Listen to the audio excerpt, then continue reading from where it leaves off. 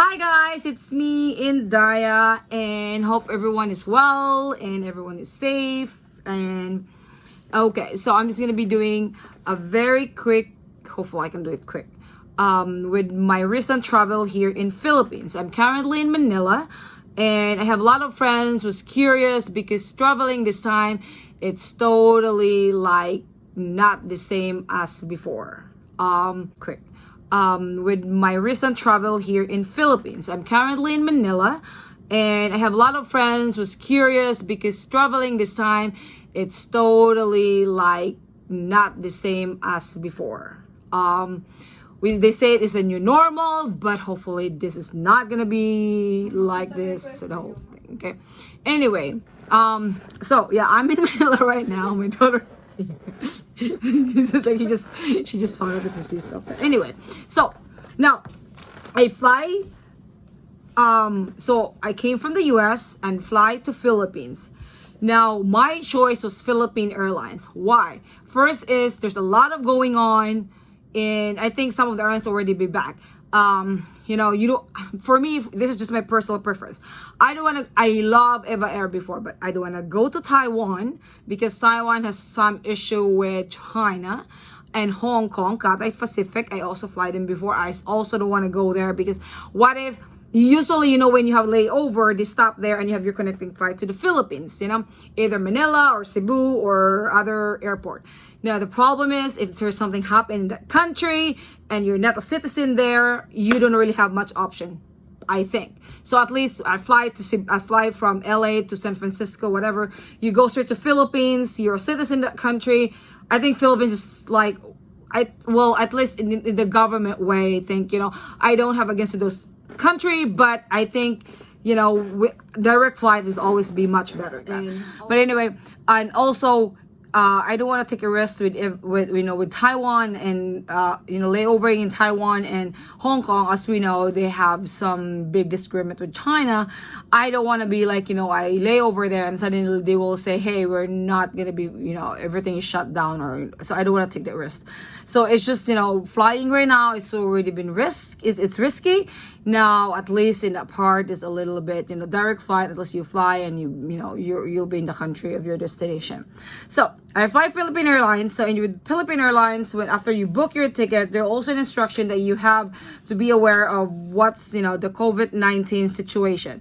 So PAL has this page in their website, has the link with some information. So eligible passenger to travel Philippines, so that's going to be some ideas that you can check if you're eligible to travel to Philippines. But my focus is to when you land to the Philippines. So if you're OFW or non-OFW, which is me, in my case, I'm not, I'm in the non-OFW, there's totally different steps. So when I arrive, first is after you book your ticket, you go to this, technically you have to create a case for yourself. What they call it's like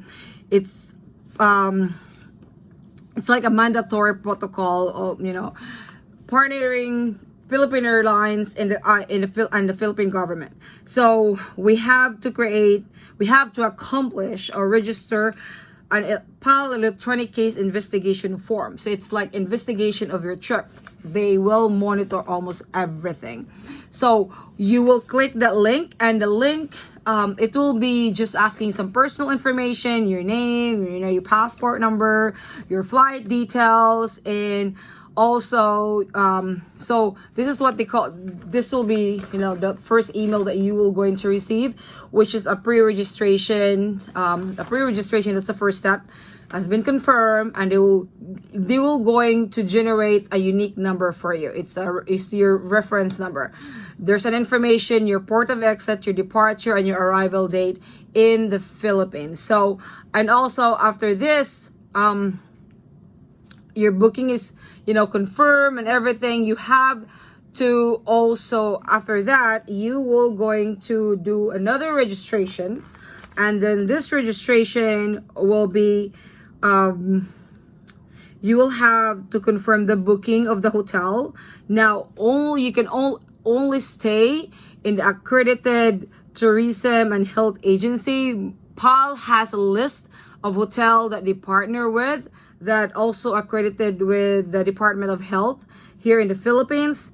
And you will have to at least, there are a lot of information there. Please check on that. So in my case, so after I did the first registration, I was being generated like my case number. Then you will fill out the form again. They will give you the link for that it will tell me what kind of passenger I am, which is I selected non-OFW, my flight number, which is, of course, your airline that you're taking. So your departure date, your arrival date, the port of exit, the port of entry, and also the hotel, because so the hotel where you're staying, there is a specific code for that. And then also the name of the hotel and the address of the hotel where you will be staying after when you landed here in Philippines. And then after you complete that, they will going to generate you this code, or like this thing. They will scan this one in the airport. So other people prepare, because there's going to be in your email. You can keep it in your email or you can print it. For me, my personal preference is to print it, even though it's really old-fashioned way. But a lot of things we don't know with electronics, like you either don't have internet connection or something wrong with your phone. You can technically do this in the airport, but it takes a lot of time. But so if you want to save time, because there's a lot of passengers there, I was the first one who were tested for the swab test, because I have everything ready when you arrive there. And then one other thing, so you have to have this this record printed or ready. And then so when you are in the in the airplane, they will give you six documents or papers that you have to fill out. We used to only with two, like the arrival card, which is for the immigration, and the Bureau of Customs, which is if you want to declare things that you bring from abroad, right? Like gifts or whatever.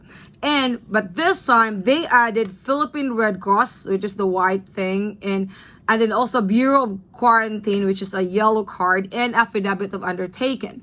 So the Philippine Red Cross has, of course, we know that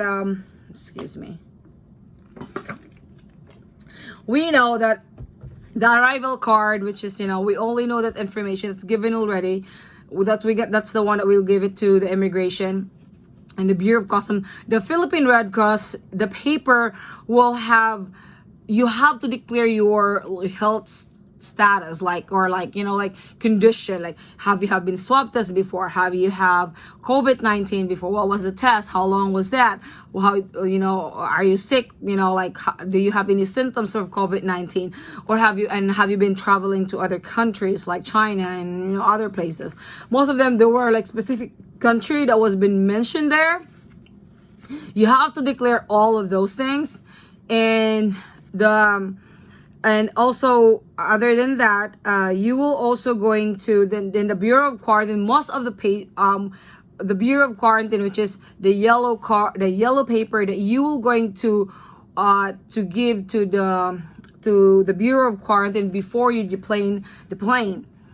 And affidavit of undertaking. Affidavit of undertaking is it's also an affidavit like stating that you voluntarily along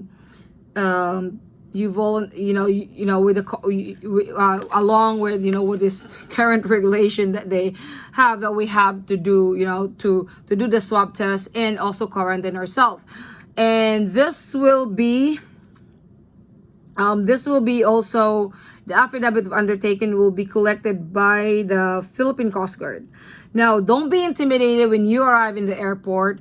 There will be a team of people from here, from Department of Health, the Department of Health, the Air Transportation, and there will be like in their scrub suit, like fully gear up, and also the Coast Guard will be in their fatigue uniform and have their guns and stuff like that. So if you're not used to that, don't be too intimidated. They're nice. It was the way it is, but there's nothing really, don't be, just don't be too intimidated with that. It's just the way it is. So anyway, so you have those things.